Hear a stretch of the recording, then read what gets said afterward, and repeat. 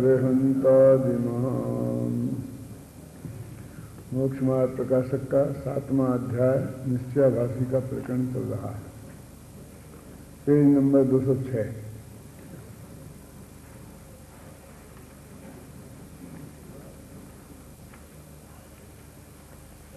अब निश्चय न्याय के आभासी का कैसी परिणति होती है, उसकी प्रवृत्ति कैसी होती है, ये बता रहे हैं। एक शुद्धात्मा को जानने से ही ज्ञानी हो जाते हैं, ऐसा उसके दिमाग में जम गया है।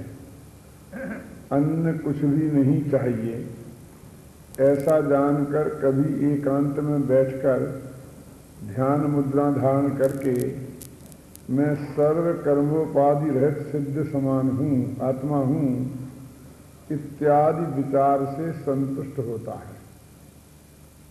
परंतु यह विशेषण किस प्रकार संभव है, ऐसा विचार नहीं है, है ना, कि सर्व कर्मोपाधि से रहित हूँ, सिद्ध समान हूँ। तो न्याय तो एक ये भी है, सर्व कर्मोपाधि सापेक्ष न्याय भी है और कर्मोपाधि निरपेक्ष न्याय भी है, और दोनों ही द्रव्यार्थिक न्याय है ना। तो दोनों की अपेक्षाएं उसके ख्याल में नहीं आती हैं। ये जो 7वें अध्याय में जितनी भी भूलें हैं वो सब नयों का की अपेक्षा को सही नहीं समझने के कारण ही है। तो वो कहते हैं ऐसा एकांत में बैठ जाता है, उस आत्मा के अलावा मुझे तो और कुछ नहीं चाहिए, कुछ करना भी नहीं है आत्मा के कल्याण के लिए। मैं शुद्ध हूँ, बुद्ध हूँ, निरंजन हूँ, निराकार हूँ, ऐसे 10-5 शब्दों को दोहराता रहता है, लेकिन उस शब्द से क्या वाच्य है वो वाच्य उसके ख्याल में नहीं होता है। ऐसा बहुत होता है कि एक देश में जिस शब्द का जो अर्थ होता है दूसरे देश में दूसरा अर्थ होता है। जैसे कि राग शब्द है, तो राग शब्द का मराठी में राग माने क्रोध होता है, अपने यहाँ राग माने प्रेम होता है, और वहाँ प्रेम के लिए आसक्ति बोलते हैं, और राग शब्द देश के अर्थ में प्रयोग होता है। अब हम तो प्रेम के अर्थ में राग बोलते जा रहे हैं और वे पूरे टाइम देश के अर्थ में समझते जा रहे थे। तो जो बात हम कहना चाहते हैं वो वहाँ तक पहुँचती नहीं। ऐसे ही जनवाणी में मोह शब्द है, तो वो दर्शन मोह के लिए, मिथ्यात्व के लिए उपयुक्त किया, और हमें मोह जो स्त्री पुत्र आदि के प्रति जो हमारी वो होती है ना, आसक्ति समझ लीजिए, उसको मोह समझते हैं। और ज़्यादा मोह नहीं रखना चाहिए, मन स्त्री से जो पुत्र से राग ज़्यादा है हमारा, उसकी हम चिंता ज़्यादा करते हैं, ये नहीं करना चाहिए। तो मोह तोड़ो, तो हम उस राग को तोड़ने का प्रयास करते हैं। टूटता है कि नहीं टूटता है, तो वो जो सही बात कहना चाहते हैं आचार्य, वो हम तक नहीं आ पाती है। जनवाणी में तो लिमिटेड शब्द है ना, और उनकी अलग अलग अपेक्षाएं हैं, तो वो अपेक्षा नहीं समझने से जो बात आचार्य कहना चाहते हैं वो हमारे पास तक नहीं पहुंचती, और सारी जिंदगी ऐसे में निकल जाती है। हम शुद्धो हम बुद्धो हम निरंजनो हम बोलते रहते हैं, और उसके द्वारा जिस प्रकार ध्रुव को वो पकड़ाना चाहते हैं वो हमारी पकड़ में, सिद्ध समान कहते हैं, सिद्ध पर्याय पकड़ में आती है, और वैसे अपने आत्मा को मान लेते हैं। इस तरह की भूल बनी रहती है। परंतु यह विशेषण किस प्रकार संभव है, ऐसा विचार नहीं है, अथवा अचल अखंड अनुपमादि विशेषण द्वारा आत्मा को ध्याता है। तो यह विशेषण तो अन्य द्रव्यों में भी संभवित है। अचल तो सुमेर पर्वत भी है ना, अमल भी, आकाश द्रव्य भी अमल है, सर्वव्यापी महान अनंत प्रदेशी असंख्य प्रदेशी, धर्मधर्म द्रव्य असंख्य प्रदेशी है। तो ऐसा में उस रूप में उसको ध्याता रहता है। तथा यह विशेषण किस अपेक्षा से हैं सो विचार नहीं है। कदाचित सोते बैठते जिस तिस अवस्था में ऐसा विचार रखकर अपने को ज्ञानी मानता है। ऐसी सबसे बड़ी खतरनाक प्रवृत्ति ये है कि वो वैसे ही विचार दिन भर रहे और बस सारी प्रवृत्तियों का अपलाप कर रहा है, और वो आत्मा तो पकड़ में आया नहीं है, क्योंकि उनकी अपेक्षा उसके ख्याल में नहीं है, और उसका ऐसा नशा चढ़ता है कि वो अपने को महान ज्ञानी और सारे जगत को महान तुच्छ मान करके देखने लगता है।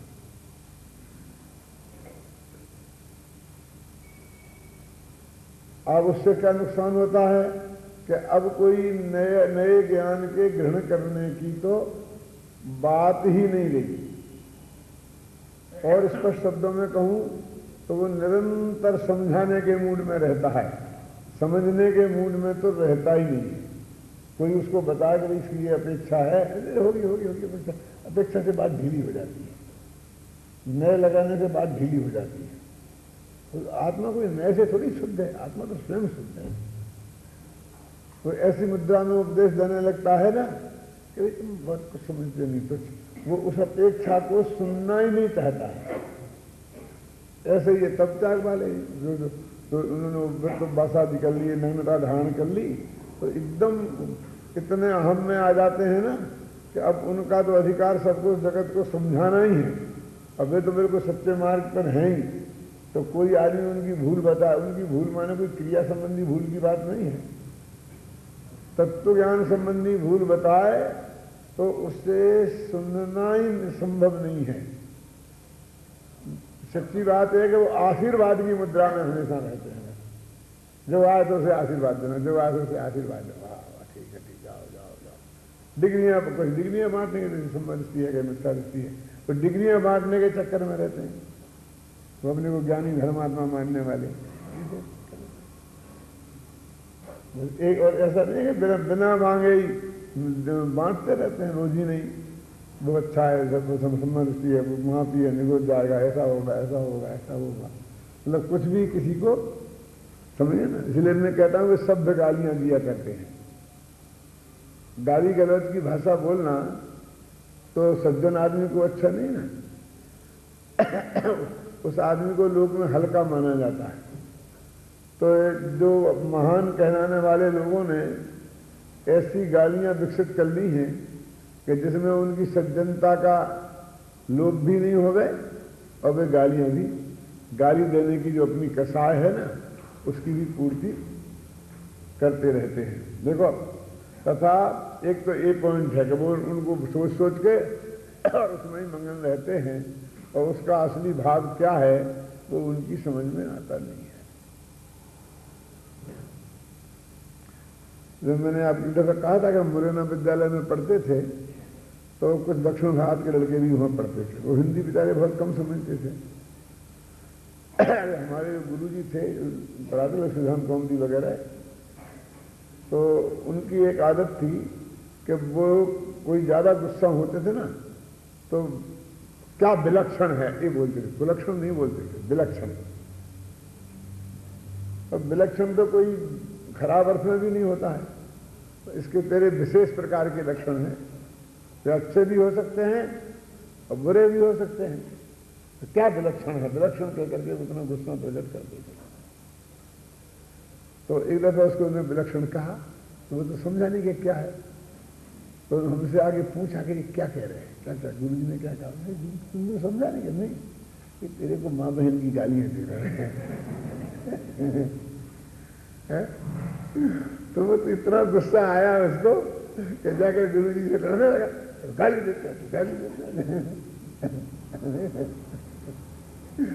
तो मैंने क्या गाली दी हुई, तो बहुत कन्फ्यूजन खड़ा हुआ।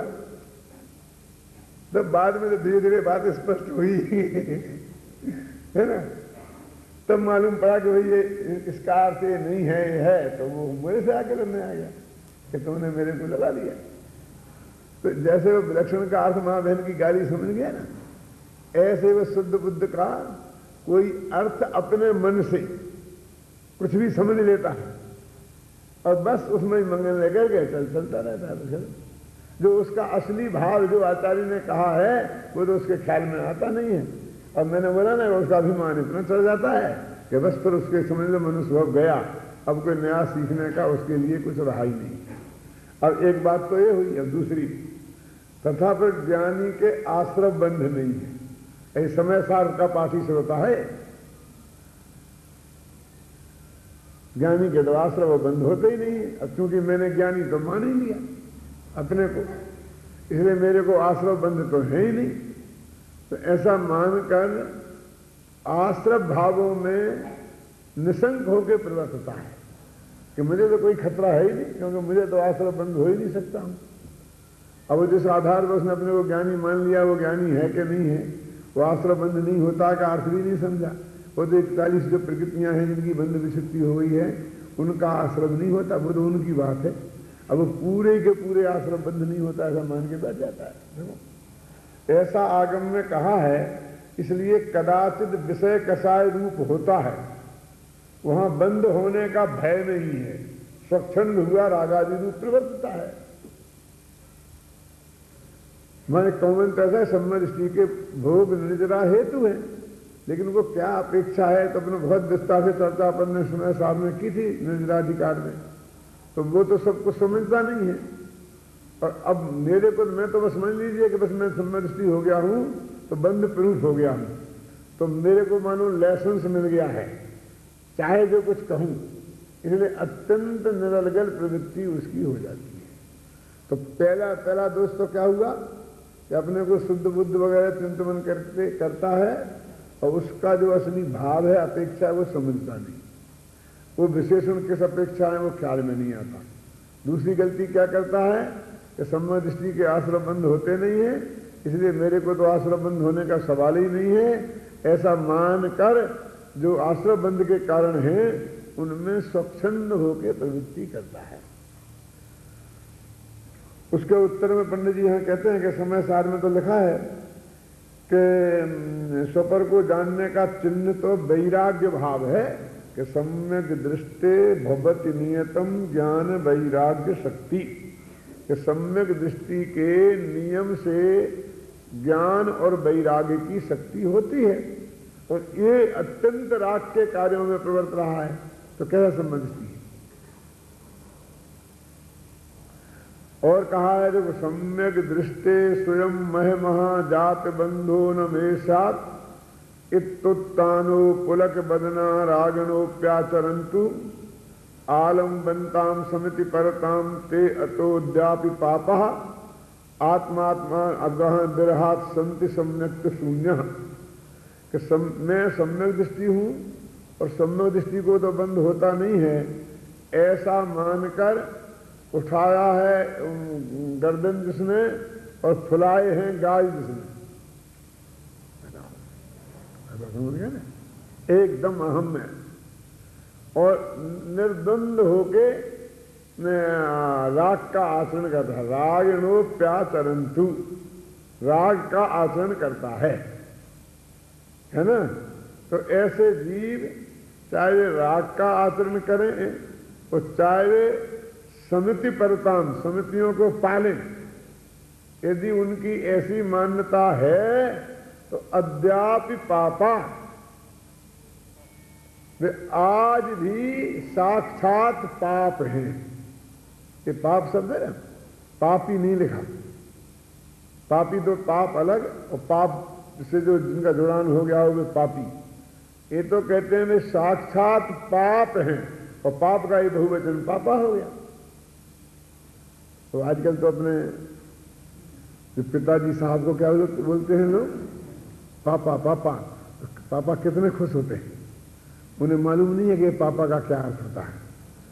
यदि उन्हें पता पड़े कि पापा माने एक वचन हो तो एक पाप, और पापा यदि बहुवचन है तो उसका अर्थ हुआ कि वे पापों के पुंज हैं, वे पापों के समुदाय हैं, वे पाप से ही निर्मित हैं, वे पाप के ही बने हुए हैं। लेकिन लोगों को वही पसंद है।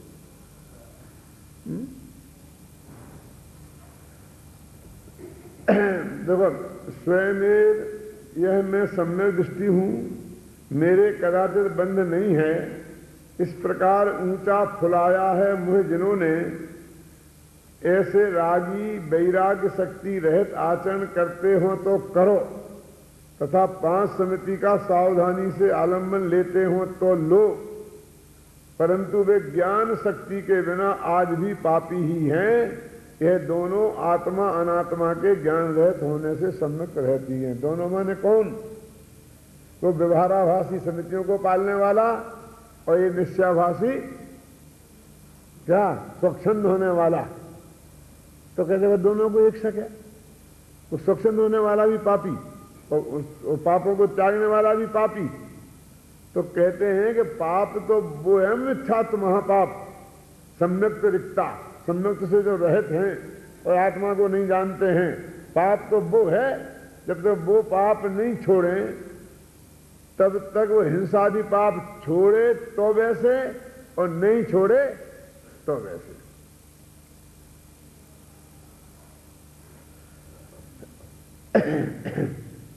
देखो ये बहुत है। पर को पर जाना, पर द्रव्यों में राग आदि करने का क्या प्रयोजन रहा?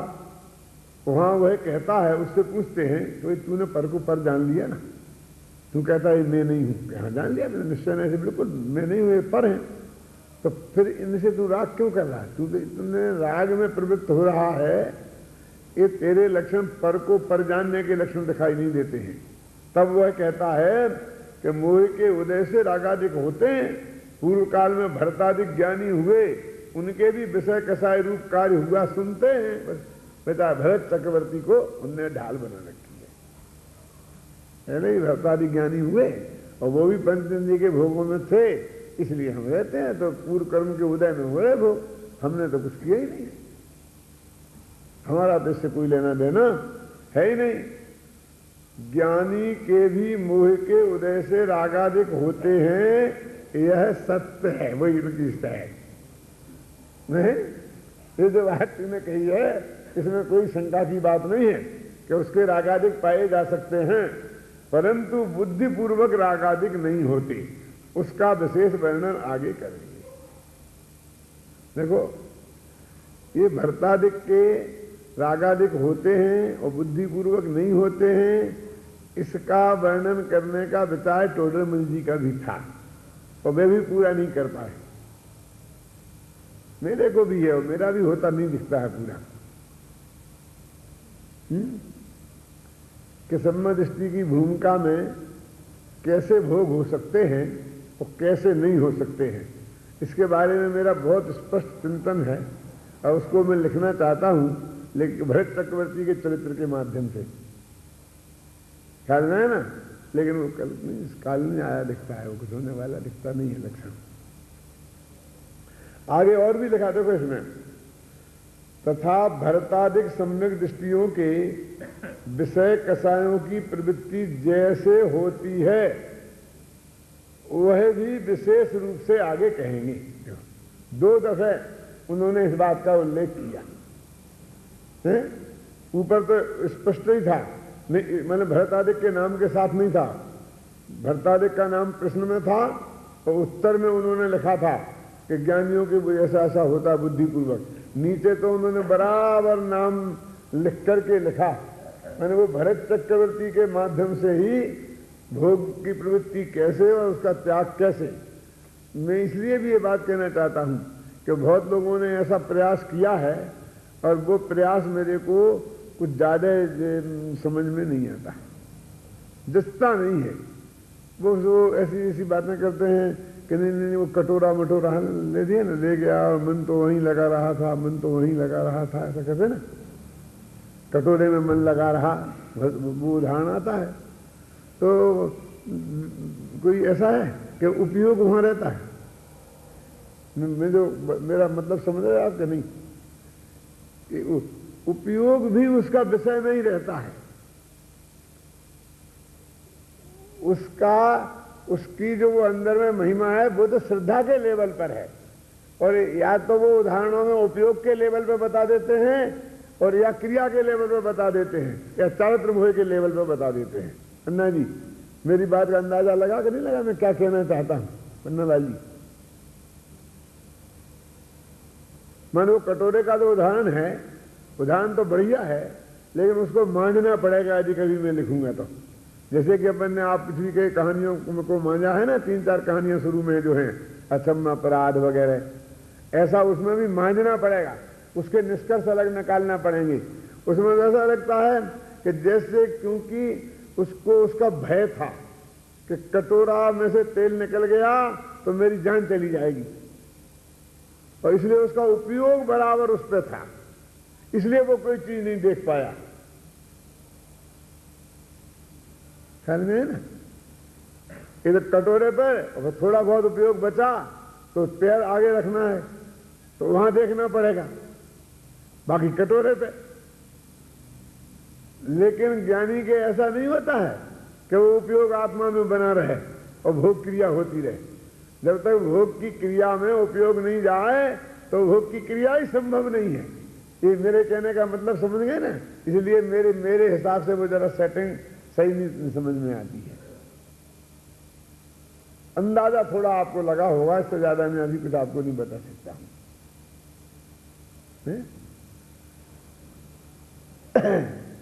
कि श्रद्धा के लेवल पर है उसका सिद्ध जैसी, और ज्ञान उपयोग की बात नहीं है वो, और चायत्र की बात भी नहीं है। यानी भरत चक्रवर्ती के चरित्र के माध्यम से यदि बताने का कोई विकल्प है तो वो इस बात का है कि श्रद्धा गुण के परिणमन में और चारित्र गुण के परिणमन में क्या अंतर है। बहुत से लोग चारित्र गुण के परिणमन को, ज्ञान गुण के परिणमन को ही श्रद्धा गुण का परिणमन समझ लेते हैं, और उसका कारण ये है क्योंकि श्रद्धा गुण तो अबोला है, इसलिए वो ज्ञान के माध्यम से ही और चारित्र के माध्यम से ही उसकी बात कही जाती है जनागम में भी, इसलिए वो वही समझ लेते हैं। ये बारीक इसमें भूल रह जाती है।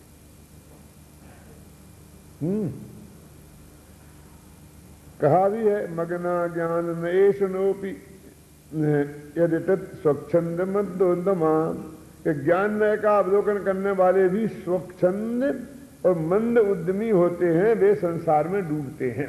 देखो दो डिफेक्ट हैं, एक तो स्वच्छंद और एक मंद उद्यमी, ये दोनों परस्पर विरुद्ध लगते हैं। जो स्वच्छंद होगा वो तो बहुत सक्रिय होगा, है ना, खाओ पियो मौज उड़ाओ घूमो फिरो, स्वच्छंद समझते हैं। स्वच्छंद का अर्थ तो ये होता है ना। और मंद उद्यमी तो आलसी जैसा लगता है, अरे बस अधिकर करे न चाकरी, पंछी करे न काम, दास मलूका कह गए सबके दाता राम। लेकिन दोनों बातें लगाई उन्होंने, स्वच्छंद और मंद उद्यमी, तो इसकी भी अपेक्षा समझनी पड़ेगी। अब वो अपेक्षा क्या है कि स्वच्छंद तो है वो भोगों में, प्रवृत्तियों में, और मंद उद्यमी है आत्मा के कल्याण के निर्णय, तत्व के निर्णय करने में, वृक्षीलादिक पालने में, मुक्ति के मार्ग चलने में। दोनों की अलग अलग है। मंद उद्यमी मुक्ति के मार्ग में चलने की अपेक्षा है, और स्वच्छंद जो है वो भोगों की अपेक्षा है। भोगों में थोड़ी वो मंद उद्यमी है, भोगों में तो खूब दौड़ दौड़ के पकड़ता है, धंधे पानी में खूब लगा रहता है बराबर। भोगों में मंद उद्यमी नहीं है। तो मंद उद्यमी तो अब धर्म बारे में अब क्या करना और क्या करें, मर जाएं, इतना तो कर दिया, सुबह सुबह से शुद्ध हूं बुद्ध हूं, और करने का तो है नहीं। भगवान आत्मा करता है बस, और रागादिक का भी करता नहीं है भगवान आत्मा। तो रागादिक का करता नहीं है तो रागादिक के अभाव का करता भी मैं कैसे होऊंगा। इसीलिए तो लिखा है कि जो ऐसा मान के प्रतिद्वंद को ही मानते हैं वो मंद उद्यमी है, स्वच्छंद है, वो संसार में डोलते हैं। और भी कहा है कि ज्ञान न कर्म न जातु कर्तुम उचितम इत्यादि कलश में, और तथापि न निर्गलम तरतुम स्थिते ज्ञानी नाम इत्यादि कलश में स्वच्छंदी होने का निषेध किया है। और वो निश्चयभावी स्वच्छंदी हो जाता है।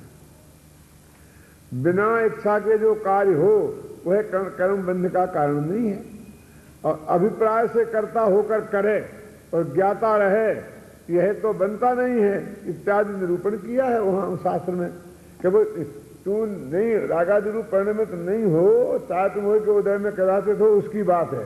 ये तो अभिप्राय में कर्ता बना है, इसका तो अभिप्राय भोगने का है। अभिप्राय बने वही श्रद्धा के दोष में है, और फिर उसको बंद कैसे नहीं होगा। इसलिए रागादिक को बुरे अहितकारी जानकर उनके नाश के अर्थ उद्यम रखना, ये पंडित टोडामल जी का आदेश है कि हम इसमें कुछ नहीं कर सकते, हमारा कुछ नहीं है, आत्मा तो अकर्ता है, इसलिए हम कुछ नहीं कर सकते, ऐसा नहीं। और वो उद्यम क्या रखना है? कल आया था उद्यम, तत्व का विचार, बस।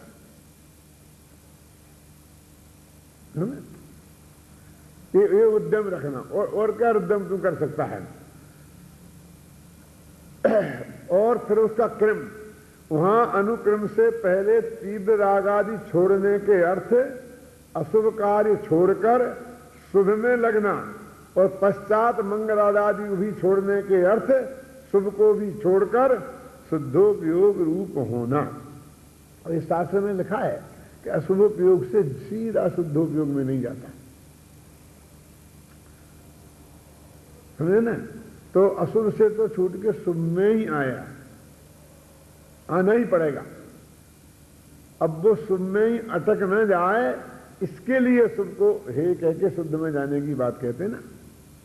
तो ये भजन में बहुत अच्छा है, त्याग सब क्रिया कलाप, करो मत कदापि पाप, शुभ में ना मगन हो, ना शुद्धता बिसरनी, और परिणति सब जीवन की तीन भांत बरनी, परिणति सब जीवन की तीन भांत बरनी, एक पुण्य एक पाप एक राग हरणी, और परिणति सब जीवन की तीन भांत बरनी। सब जीवों की परिणति तीन प्रकार है, एक पुण्य परिणति, एक पाप परिणति, और एक पुण्य पाप हरणी, माने राग हरणी। राग पुण्य पाप रूप होता है ना, तो एक तीसरी परिणति कौन सी है? राग हरणी।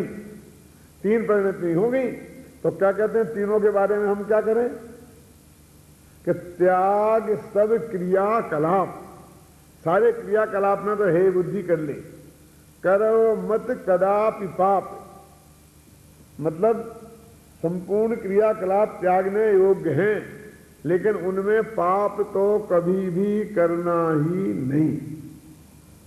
और पुण्य के बारे में कि शुभ में ना मगन हो, शुभ हो अच्छा है, लेकिन उसमें मगन मत हो जाना, तो वहीं जम जाओगे, बस अब तो बुरा हो गया काम। और ना शुद्धता बिसरनी, और शुद्धता एक समय भी भूलने लायक नहीं है, पर ये मार्ग है।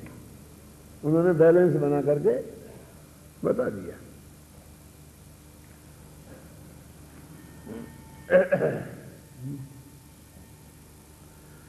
तथा कितने ही जीव, यही है ना, अशुभ में क्लेश मानकर, देखो, व्यापार आदि कार्य और स्त्री सेवनादि कार्यों को भी घटाते हैं।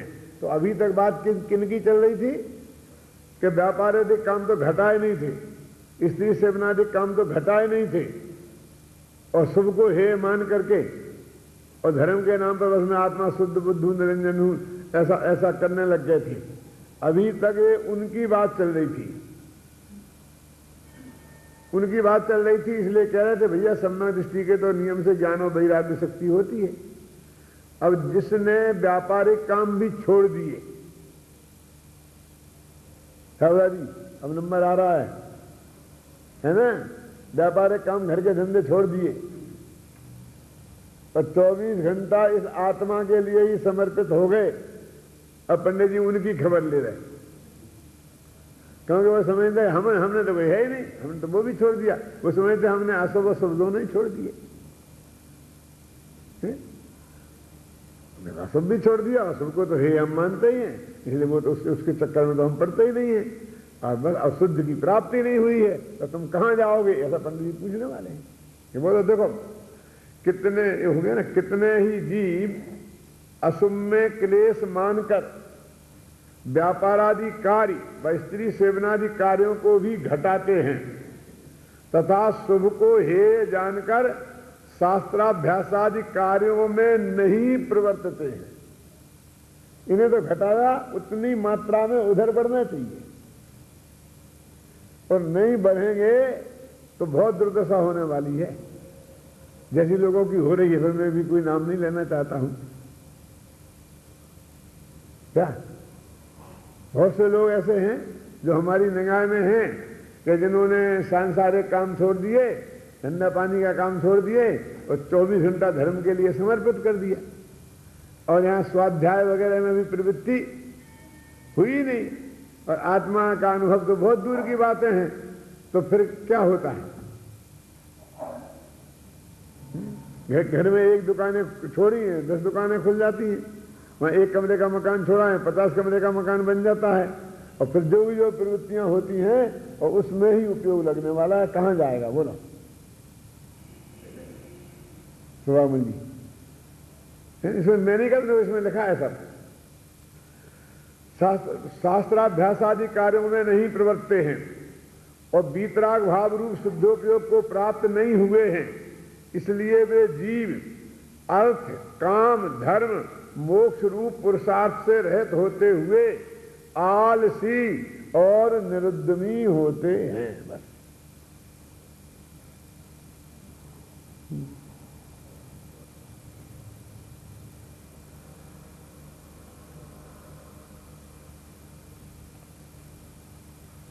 फिर नीचे लिखा है, सबसे नीचे का पैरा, जैसे कोई व्यापार आदि में निरुद्यमी होकर निठल्ला जैसे तैसे काल गमाता है, मैंने समय पास करने उसकी समस्या खड़ी हो जाती है, क्या कर रहे हैं, क्या कर रहे हैं, क्या कर रहे हैं। उसी प्रकार तू धर्म में निरुद्यमी होकर प्रमाद सहित यों ही काल गमाता है। कभी कुछ चिंतन सा करता है, कभी बातें बनाता है, कभी भोजनादि करता है, परंतु अपना उपयोग निर्मल करने के लिए शास्त्राभ्यास, तपस्चरण, भक्ति आदि कार्यों में नहीं प्रवर्तता। सूना सा प्रमादी होकर होने का नाम शुद्धोपयोग ठहराता है। सूना सा प्रमादी होकर कहता मैं शुद्धोपयोग में जाता हूं। वहां क्लेश थोड़ा होने से जैसे आलसी बनकर पड़े रहने में सुख माने, वैसे आनंद मानता है। वहां तकलीफ तो होगी नहीं, गर्मी नहीं लगेगी, सर्दी नहीं लगेगी, थकान नहीं होगी, आलस में पड़ा रहेगा तो उसे आराम सा महसूस होता है ना, तो वो समझता मेरे शुद्धोपयोग का धर्म का यही आनंद आ रहा है, तो उसको आनंद समझता है, ऐसा आलसी होकर पड़ा रहता है।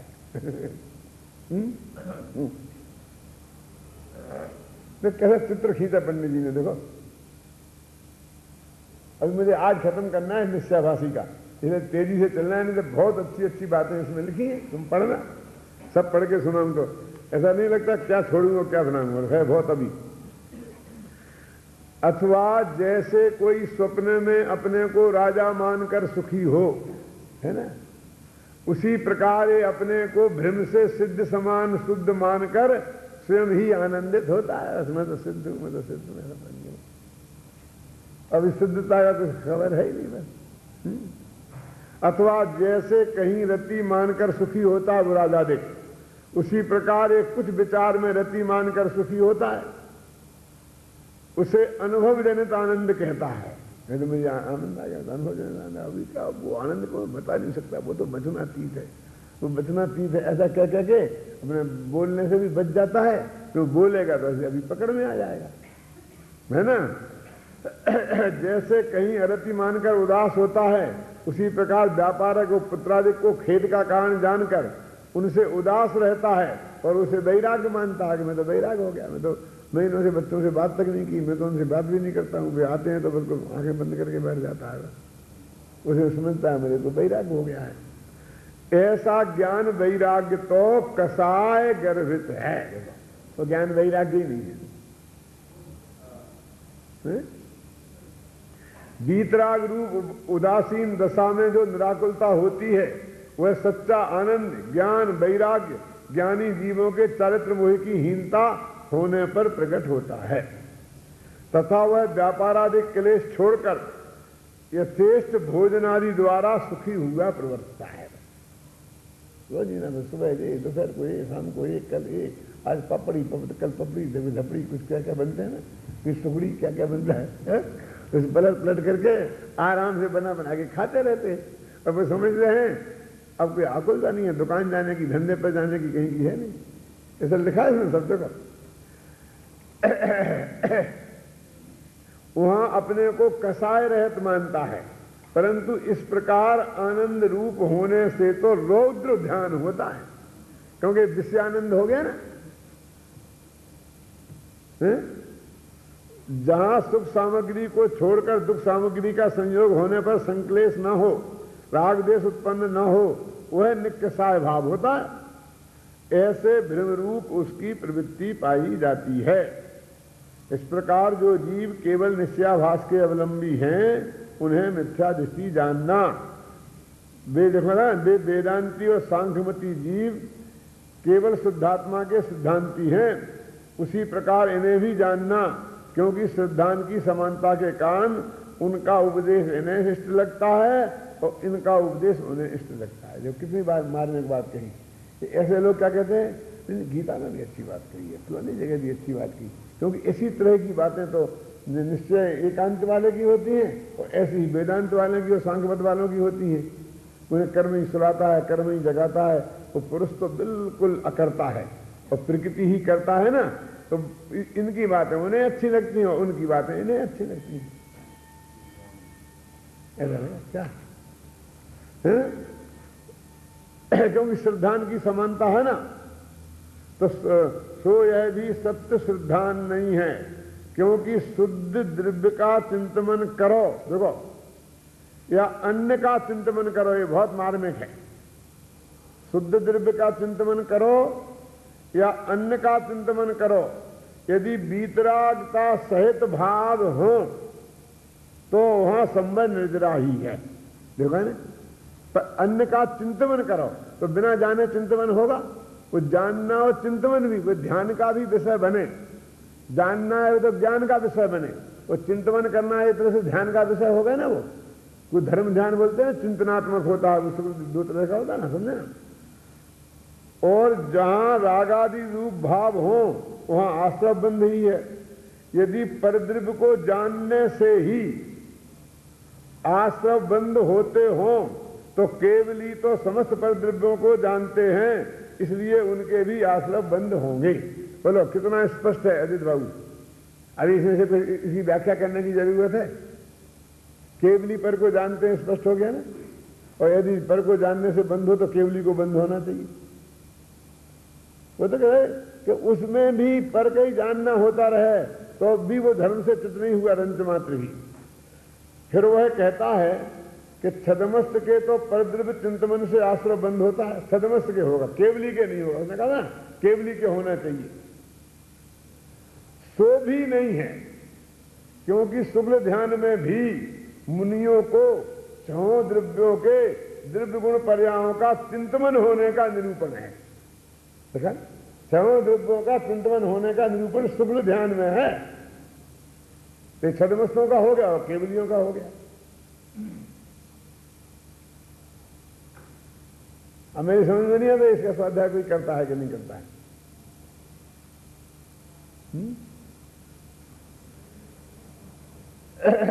क्योंकि और अवधि और मन पर्याय आदि में परद्रव्य को जानने ही की विशेषता होती है, तथा चौथे गुण स्थान में कोई अपने स्वरूप का चिंतन करता है, देखो उसके भी आश्रय बंध अधिक हैं और गुण स्मृति निर्जरा नहीं है।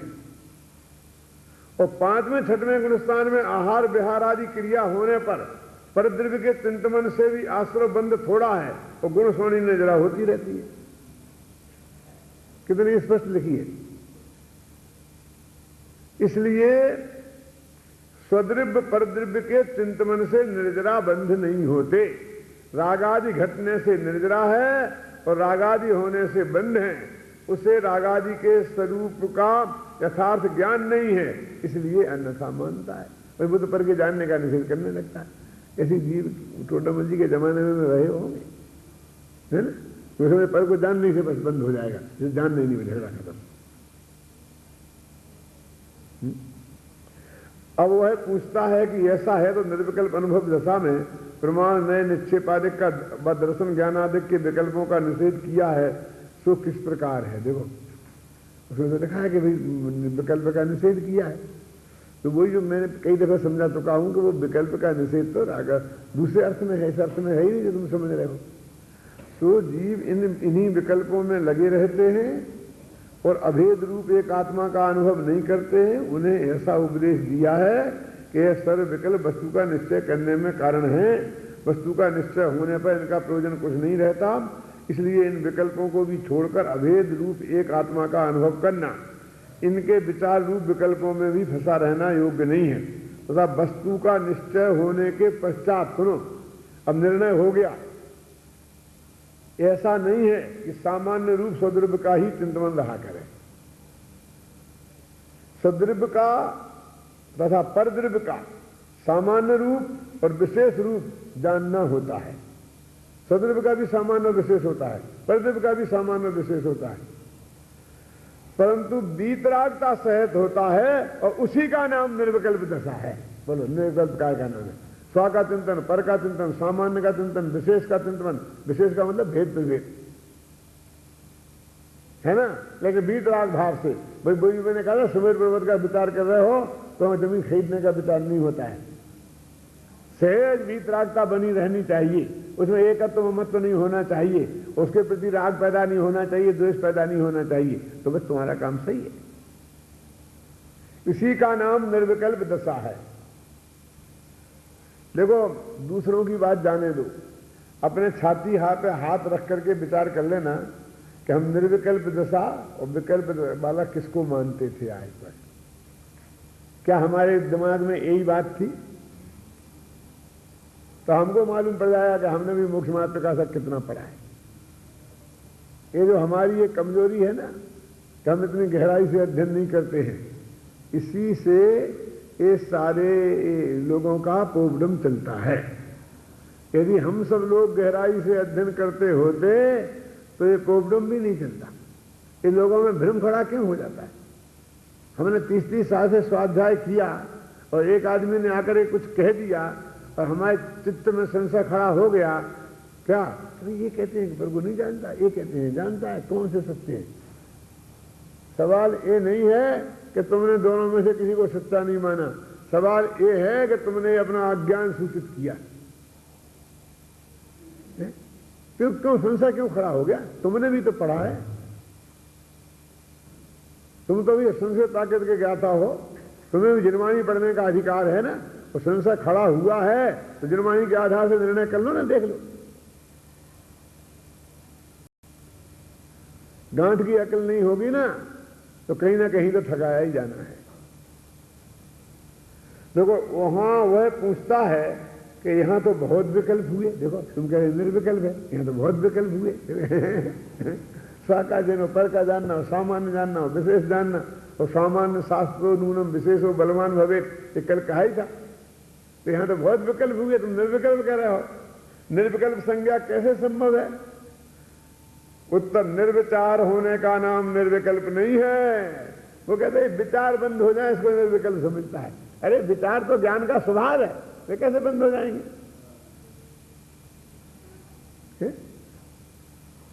99% लोग ऐसा मानते हैं कि विचार बंद करने से, कहते हैं ना निर्विकल्प होने के लिए, क्या करते हैं? वो जो विचार आ रहे हैं ना उन्हें रोकने की कोशिश करते हैं।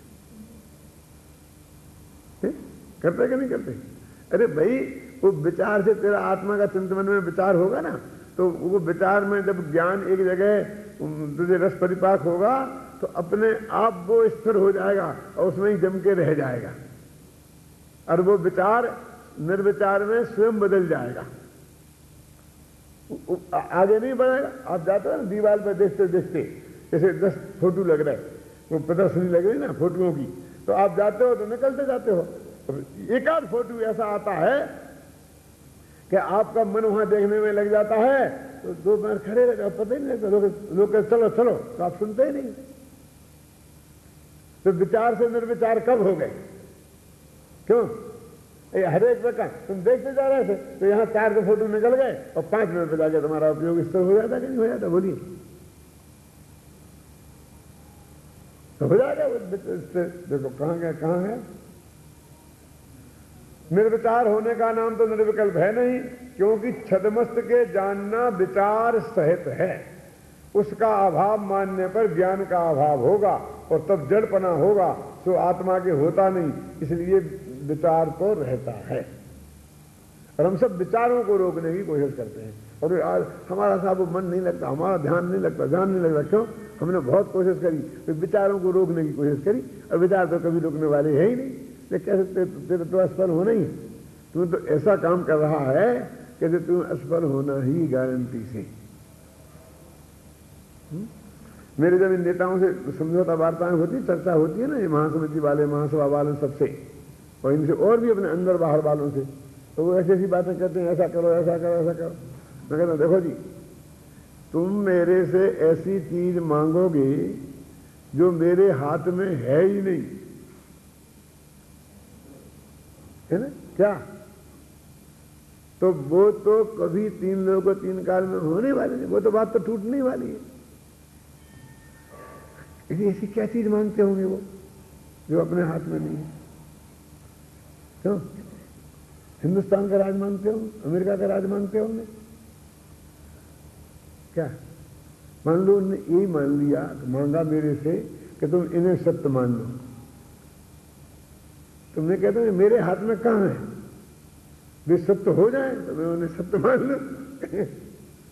तो ये तो मेरी श्रद्धा और ज्ञान का निर्णय का है। मेरे 8 वर्ष से लेकर के और ये 64 वर्ष की उम्र तक जो मैंने अध्ययन किया है जनागम का, उसके आधार से जो मेरे दिमाग की कसौटी पे बनी है, उस कसौटी पे वे खरे उतरे तो मेरा श्रद्धा गुण स्वीकार कर लेगा, और नहीं उतरेंगे तो नहीं करेगा। ये तुम्हारी पंचायत, इससे कुछ होने वाला है नहीं। जिन्हें इनका ऐसा कुछ भी पता नहीं है, तो ये मेरे हाथ में नहीं है। क्या क्या कौन सा क्या नहीं है मेरे हाथ में? कि किसी को सत्य मानना और किसी को झूठ मानना तुम्हारी सिफारिश कर। मेरे हाथ में नहीं है, क्या समझ में है ना?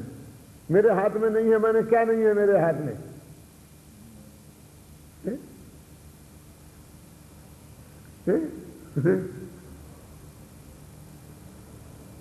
ये तो श्रद्धा की बात है। जिसकी जहां श्रद्धा होगी जहां उसका हो जाएगा। कि किसको क्या होगा क्या नहीं, ये बात मेरे हाथ में नहीं। ये मांगोगे तो पंडित जी कहे तो इसका तो फैल होना ही है, क्योंकि वो तो चिंतन को रोकने की कोशिश करता है। और क्या क्या करता है? तो शरीर को रोकने की कोशिश करता है, जड़ की क्रिया। तो ये तो पुद्गल है। रीढ़ की हड्डी को सीधी रखने की कोशिश करता है, कि आंखें बंद रखने की कोशिश करता है। तो या तो शरीर पे करता है या विचार ज्ञान पे करता है, तो जो ज्ञान का स्वभाव है उसके विरुद्ध करता है। तो उसको कहां मन लगने वाला है? तेरा मन लगने का सवाल ही कहां उठता है? ना अभी लगा है ना कभी लगेगा। तथा यह कहे कि एक सामान्य का ही विचार रहता है, विशेष का नहीं। वो कहते हो सामान्य का विचार रखो बस अकेला, सामान्य का आविर्भाव, विशेष का तिरोभाव है। तो सामान्य का विचार तो बहुत काल रहता नहीं है, वह विशेष की अपेक्षा बिना सामान्य का स्वरूप भी भाषित होता नहीं है। विशेष को नहीं जाने ना, जैसे क्या सर्वज्ञत्व शक्ति, सर्वज्ञ सर्व सर्व सर्व, सारी दुनिया को जाने, प्रत्येक द्रव्य उसकी अनंत गुण, उनकी पर्याय नहीं, ये ऐसा नहीं है। बस सब सब सब, तो उससे सब का अर्थ भाषित क्या होगा? क्या सबको जाने, भूत का भविष्य का, फिर वहां तो बीतराग सर्वज्ञ, बीतराग सर्वज्ञ, सर्वज्ञ एक सर्वज्ञ का अर्थ तो कर। कहीं भगवान बीतराग, भगवान तो मेरा कल्याण तो करना ही पड़ेगा, मेरा कल्याण तो करना ही पड़ेगा, मेरा तो करना ही पड़ेगा। मैं तुम्हारे कितना भगत हूँ, थोड़ा सा प्रेम तो तुम मेरे से रखो। ये बीतराग भगवान तेरे से थोड़ा प्रेम रखे तो उनकी बीतरागता खंडित हो जाएगी। तेरा तो कुछ होने वाला है नहीं। तेरे को बीतरागी समझ में आ रहा होता तो तू तेरे से थोड़ा प्रेम रखने का आग्रह उससे करता ही नहीं। क्यों? वो थोड़ा प्रेम तेरे से रखा तो बीतरागता खंडित नहीं हो जाएगी? तो तुझे पता ही नहीं क्या काय का विचार कर रहा। जब तक विशेष का ज्ञान नहीं हो तो सामान्य का भाव भाषित नहीं होता। अब अगर विशेष का करो ही मत, विशेष का करो ही मत। सही समय सार में लिखा है कि भावेद भेद विज्ञान, वह कहता है इदम अविच्छिन्न धारया यावत तावत पराच्युत ज्ञानम ज्ञाने प्रतिष्ठते। इस शिष्य की तरफ से है, वहां वह कहता है कि समय सार में ऐसा कहा है। समय सार का पाठी श्रोता है, वो साधारण नहीं है। कि भेद ज्ञान को तब तक भाना जब तक पर से छूटकर ज्ञान ज्ञान में स्थित न हो जाए। पर से छूटकर, इसके लिए दिया उन्होंने उदाहरण। तो तुम कहते हो पर को छूटने की जरूरत नहीं है, जानते रहो। इसलिए भेद ज्ञान छूटने पर का जानना मिट जाता है, केवल आप ही को आप जानता रहता है, ऐसा उन्होंने कहा। यहां तो यह कहा है, पंडित जी कहते हैं कि पूर्व काल में स्वपर को एक जानता था और फिर भिन्न जानने के लिए भेद विज्ञान को तब तक भाना योग्य है कि जब तक ज्ञान पर रूप को भिन्न जानकर अपने ज्ञान स्वरूप में ही निश्चित न हो जावे। माने ज्ञान ये नक्की नहीं कर ले कि ये पर मैं नहीं हूं, मैं तो ये हूं। इसके लिए तब तक भाना कहा, ऐसा करें। वो पर के जानने के निषेध की बात नहीं है इसमें। अभी दोनों को एक मानता था, तो अब ये ज्ञान कब तक करना कि मैं जुदा हूं, ये जुदा हूं, मैं जुदा हूं, ये जुदा हूं। कब तक करना कि जब तक तेरे ज्ञान में ये पक्का निर्णय नहीं हो जाए कि ये जुदा जो वो है ये मैं हूं और ये मेरे से भिन्न है, तब तक ये प्रयत्न करते रहना। इसके लिए कहा था ये बात। पश्चात भेद विज्ञान करने का प्रयोजन नहीं रहता। जब मैंने समझ लिया कि ये मैं हूं, बाकी मैं नहीं हूं, अब उस रटने की जरूरत ही नहीं है कि तुम मैं नहीं हो, तुम मैं नहीं हो, इस बार बार कहने की। स्वयं ही पर को पररूप और अपने को आप रूप जानता रहता है। देखो, पर को पररूप जानने का निषेध कहां हुआ? पर को पररूप जानता रहता है, अपने को अपने रूप जानता रहता है। जानता नहीं है ये कांड का। क्यों बुरा देखा क्या नहीं? पर को पररूप जानता रहता है, ये नहीं जानने का निकालता है उसमें से। ऐसा नहीं है कि परद्रव्य का जानना ही मिट जाता। कितना खोल खोल के लिखा, जानना मिट जाता है, ऐसा नहीं है। देखो, परद्रव्य का जानना मिट जाता है, ऐसा नहीं है। इसलिए परद्रव्य को जानने या सुद्रव्य के विशेषों को जानने का नाम विकल्प नहीं है। परद्रव्य के जानने का नाम विकल्प नहीं है, और अपने विशेष में भेद, पर्याय, गुण, इनके जानने का नाम भी विकल्प नहीं है, और उसके अभाव का नाम निर्विकल्प नहीं है। कितनी मजबूती से परद्रव्य को जानने की स्थापना की, और वो बंध का कारण नहीं है रंच मात्र भी, वो आत्मा का स्वभाव है। वो उसके निषेध का अर्थ स्वभाव का निषेध है।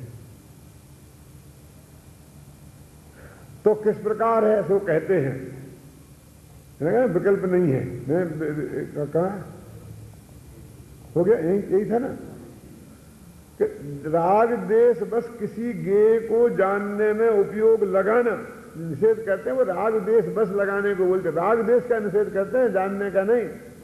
और किसी गेय को जानने से छुड़ाना, इस प्रकार बारंबार उपयोग को भ्रमाना, उसका नाम विकल्प है।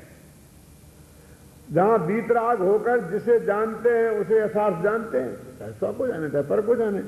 अन्य अन्य गेय में जानने के अर्थ उपयोग को भ्रमाते नहीं है, वहां निर्विकल्प दशा है। बुद्धिपूर्वक नहीं भ्रमाते हैं, और अबुद्धिपूर्वक पलट जाए तो पलट जान देते हैं, कोई दिक्कत नहीं है। तुम आओ, तुम्हारे में तुम बताओ, तुम बताओ, तुम बताओ, इसको बताओ, तुम हटाओ, तुम बताओ, ऐसा नहीं करते हैं। ऐसे सहज ज्ञान में आ रहे थे, इसके बाद में आगे तो आ जाते। इसका नाम निर्विकल्प है, वो कहते हैं। यहां कोई कहेगा छदमस का उपयोग तो नाना गेयों में भ्रमता ही भ्रमता है, वहां निर्विकल्पता कैसे संभव है? जितने काल एक जानने रूप है उसका नाम निर्विकल्प। उसमें क्या है? तो दूसरे में चला गया तो वहां स्थिर हो गया, तो उसका नाम निर्विकल्प। बीच में इतना बदला, उसका नाम विकल्प है। तो क्या फर्क है? उपयोग की स्थिरता का नाम निर्विकल्पता है। तो मुझे सब बताया है। यदि सर्व चिंता रुकने का नाम ध्यान हो तो अचेतनपना आ जाए, लिखा ना कहां? एकाग्र चिंता निरोधों के नीचे दूसरे, यदि सर्व चिंता रुकने का नाम ध्यान हो तो अचेतनपना आ जाए। तो ऐसी भी विवक्षा है कि संतान अपेक्षा नाना गेयों का भी जानना होता है। नाना गेयों का भी जानना होता है, परंतु जब तक वीतरागता रहे और रागादि से आप उपयोग न भ्रमाए, तब तक निर्विकल्प दशा कहते हैं। बदल गया उपयोग, कभी निर्विकल्प दशा टूटी नहीं। यदि ऐसा है तो परद्रव्य छुड़ाकर स्वरूप में उपयोग लगाने का उपदेश किस लिए दिया है? जो शुभ अशुभ भावों के कारण परद्रव्य हैं, उनमें उपयोग लगाने से जिसका रागद्वेष हो जाते हैं। नजदीक के परद्रव्य है ना, पड़ोसी का मकान, ये वो, इनसे रागद्वेष हो जाता। इसके लिए मना किया, सुमेर पर्वत के लिए मना नहीं किया है। जिन परद्रव्यों में उपयोग को भ्रमाने से राग द्वेष होने की संभावना है ना, स्वरूप का चिंतन करे तो राग द्वेष घटते हैं। ऐसे निचली अवस्था वाले जीवों को पूर्वोक्त उपदेश है क्या, कि उपदेश को ज्यादा मत भ्रमाओ, पर को मत जानो। जैसे कोई स्त्री विकार भाव से पराये घर जाती थी तो उसे मना किया कि पराये घर मत जा, घर बैठी रहे। लेकिन जो स्त्री निर्विकार भाव से पराये घर जाती है तो यथायोग प्रवर्त है, तो कुछ दोष नहीं है। उसी प्रकार उपयोग पर परिणति रागद्वेष रूप परद्रव्यों में प्रवृत्ति थी, उसे मना किया परद्रव्यों के प्रवर्तन में मत कर, स्वरूप में मगन रहे। तथा जो उपयोग परिणति वीतराग भाव से परद्रव्य को जानकर यथायोग प्रवृत्त है तो कुछ दोष नहीं है। घर में होता भी ऐसा है कि जिसके चरित्र में शंकाशीलता होती है, जिसके अविश्वसनीयता होती है, उसको निषेध करते हैं। जो परिपक्व होता है उसको कोई निषेध नहीं करता, तुम उससे क्यों बात कर रहा, तुमने क्यों बात करी, उसे बात नहीं करना चाहिए, ऐसा निषेध नहीं करते हैं। तो उपयोग में जो परिणति में कमजोरी थी तब निषेध किया था, अब परिणति में कमजोरी नहीं रही तो निषेध नहीं किया। थोड़ा सा और लग गया, देखो नीचे लिखा, जैसे विकार रहित स्त्री कुशील के कारण पराये घरों का त्याग करती है, उसी प्रकार वीतराग परिणति राग द्वेष के कारण परद्रव्यों का त्याग करती है। तथा जो राग द्वेष के कारण माने जो परद्रव्य राग द्वेष के कारण हैं, राग द्वेष के कारण त्याग नहीं करती है, उन परद्रव्यों का त्याग करती है। तथा व्यभिचार के जो व्यभिचार के कारण नहीं है, ऐसे पराये घरों में जाने का त्याग है नहीं। उसी प्रकार जो राग द्वेष के कारण नहीं है, ऐसे परद्रव्यों के जानने का त्याग है नहीं। वही भेद ऐसा, जो नजदीक की चीजें होती हैं वे राग द्वेष का कारण बनती हैं, और जो दूर की चीजें होती हैं ना, धातु खंड की बात करो, उसमें राग द्वेष की संभावना कम है। फिर वह कहता है कि जैसे जो स्त्री प्रयोजन जानकर प्रतादिक के घर जाती है तो जाए, बिना प्रयोजन जिसके घर जाना तो योग्य नहीं है। उसी प्रकार परिणति को प्रयोजन जानकर 7 तत्वों का विचार करना, बिना प्रयोजन गुणस्थान आदि का विचार करना योग्य नहीं है। वो प्रयोजन तो पहले को लगाया तो उन्होंने जवाब दिया कि नहीं।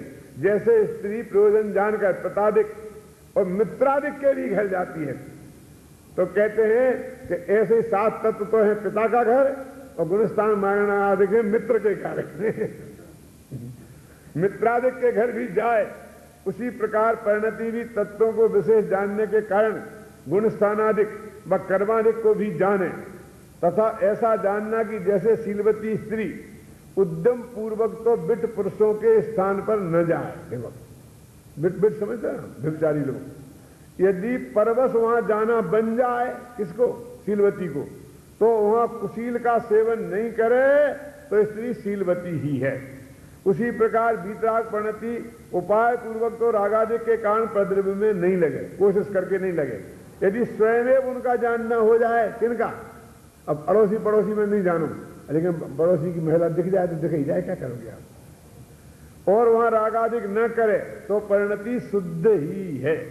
इसलिए मुनियों को स्त्री आदि परिश्रय होने पर उनको जानते ही नहीं अपने स्वरूप का ही जानना रहता है, ऐसा मानना मिथ्या है। तो कहते हैं हिरण खाद खुदाया तो उन्हें पता ही नहीं चला, ये बात मिथ्या है। पता तो चलता है, फिर विकल्प नहीं लंबाया, राग द्वेष नहीं हुआ तो हमें कहते हैं पता ही नहीं चला। वो पता नहीं चलता है मुनिराजों को भी, कैसे नहीं। मुनिराज आहार को जाएंगे, 4 हाथ जमीन देख के चलेंगे, आहार जहां लेंगे उस घर में महिलाएं होंगी तो उन्हें दिखेंगी ही नहीं, दिख जाएंगी, आहार भी दिखेगा, अब प्रयोजनभूत चीजें भी दिखेंगी। लेकिन यदि राग नहीं उत्पन्न हुआ तो समझो कुछ दोष नहीं है ना। इस प्रकार परद्रव्य को जानते हुए भी वीतराग भाव होता है, ऐसा श्रद्धान करना। आपकी